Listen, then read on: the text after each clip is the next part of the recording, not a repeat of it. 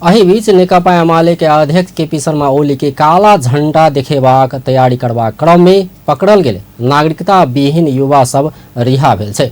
सोम दिन जनकपुर धाम आयल अध्यक्ष ओली के काला झंडा देखेबाक तैयारी कयने 11 गोटे युवा के विभिन्न स्थान से पकड़ल गेल छल। प्रहरी 8 गोटे के कैंपस चौक आ 3 गोटे के रारा व कैंपस आगा से पकड़ने छल। ओकरा सबके दिन भर जिला प्रहरी कार्यालय के हिरासत में राख साँझ में रिहा कयल गेल छै।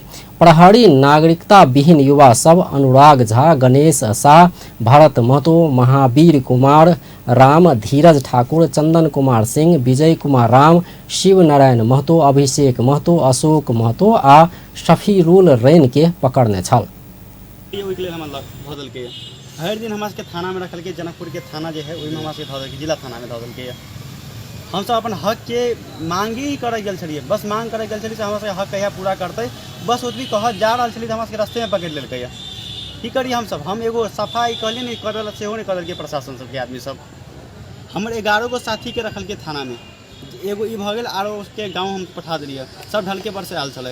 अभी तो मतलब कहे के चाहिए उनका ना कि हम प्रशासन के आदमी छे एने ना के ना हम तो कुछो नहीं कह के पहिने हाथ लगेल के हाथ लगेला के बाद में इनका देखते होबे कि ये छिला गेले हाथा पे यानी कि किनका हाथ छोड़ावे के क्रम में लाग गेले।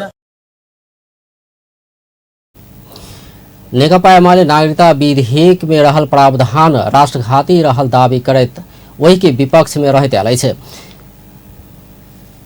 अखन ई विधेयक राष्ट्रपति विद्या भंडारी समक्ष प्रमाणीकरण के लेल पहुंचल अछि, मुदा नेकपा एमाले विधेयक प्रमाणीकरण नहीं कयल जेबाक कहैत आबि रहल अछि। एमाले वैवाहिक अंगीकृति संबंधी प्रावधान पर विशेष कऽ कऽ आपत्ति जनबैत आबि रहल छै। नागरिकता नहीं भेला सँ जन्मसिद्ध नागरिकक संतान सब समस्या में पड़ैत आबि रहल छै।